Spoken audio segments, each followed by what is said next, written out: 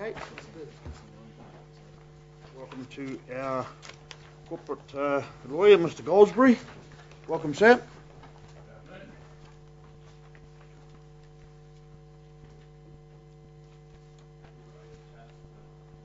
Managing conflict interest in local government and the review of local authority remuneration. We'll leave it to you to give us a little bit of an overview, and if you're happy to take questions as they... I'll do that.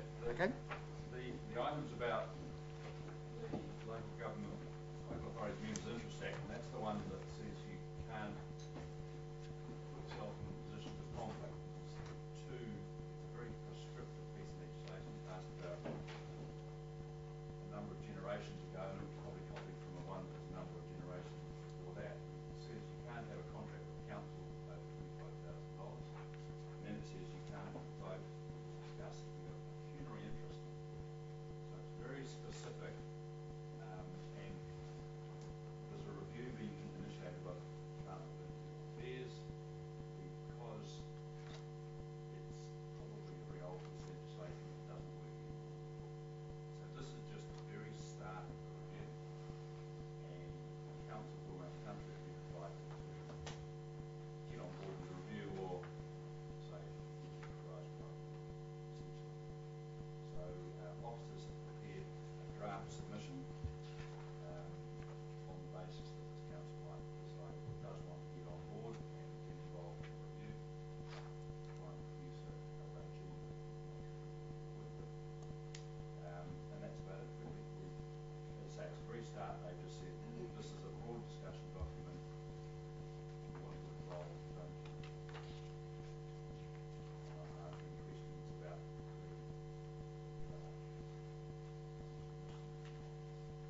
So the draft submission is a question and answer situation which is attached here, and you'll see Mr. Williams has signed it off.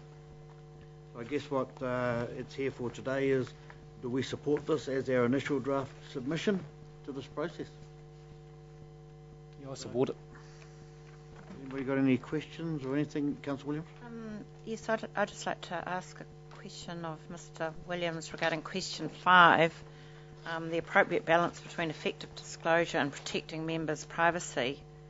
And your answer was the experience of central government and of Australia. Could you elaborate on that, please? Is the person who drafted it? Oh, I sorry, guessed yeah, that, too many people talk. Yeah, Mr. Golds, yeah.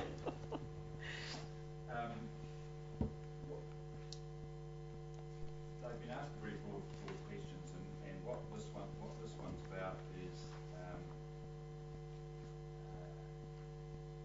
part of a list of questions, but it's about one of the things they were suggesting was that they might require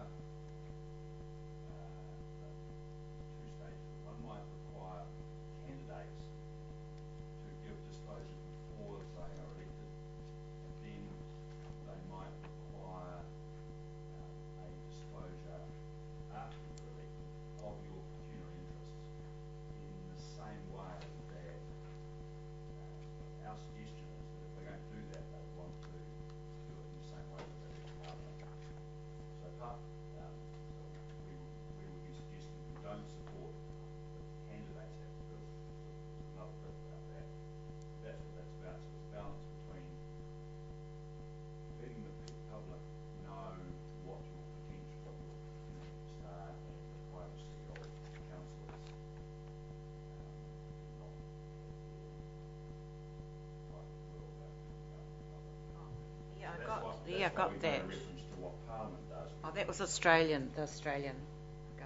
So central government is what Parliament does, and Australia have got a lot of experience in doing these things. They're about 10 years of us on very good things. But we're just suggesting that at the early stage what the Department of Internal Affairs might do. Look at other examples, for instance, at New Zealand central government and Australian local government. Any more? Anything further? Well, again, there's a suggested resolution of the proposed submission to the Department of Internal Affairs. be approved, which is that question and answer which we're referring to there. So can we have a mover for that, please? Move, Councillor Downard. Second, Councillor Williams. All those in favour? Aye. Against? Carried. Thank you, Mr. Goldsberry. You're not presenting on 15, are you? No. Remuneration, that's Mr. Jacobs.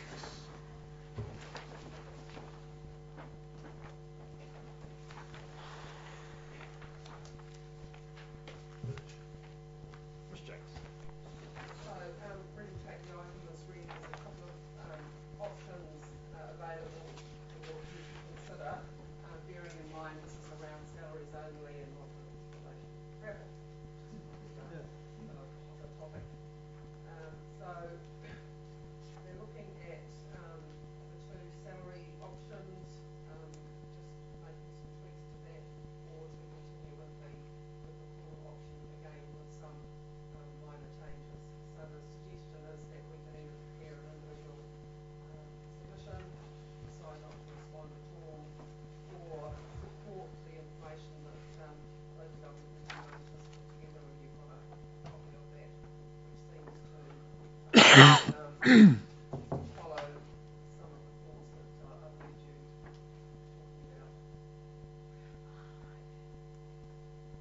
Okay, well, Local Government New Zealand has elected there by us to represent us, so looks like they've done a pretty good job of it, but as again, let's open it up for discussion if there is any, or questions, or... We would fall, we would fall under the question about what determines the resident population, wouldn't we? Because we would have higher or lower than Queenstown City. We're a comparable holiday home, wouldn't we? Yep, and that's the additional, that's one of the options there that was considered about additional work because of the high number of not only holiday homes but the events and visitors coming into the region. Mr. Jake, sadly, because of the Christchurch earthquake, we had our, what's it called, census. We were going to have one done on February the 27th or something this year, and it got cancelled because of Christchurch. Had it been done there, we would have shown a massive big population from August 2007, I think it was, last time it was done. So that would have then had the effect on the remuneration. And Statistics New Zealand do some calculations between the census, and that information would be useful in remuneration. So you don't think that we should be supporting rateable properties rather than populace? Because I've always been told here that our rateable properties is a massive amount, but our populace is small because in August 2007 everybody that owned all these properties around here were somewhere else. That's a slightly different issue to the census. I mean, Mrs. Jakes is absolutely right. There's provisional data which is used to actually determine the population, and that's what the figure is based on. Our issue is, like a lot of places where there are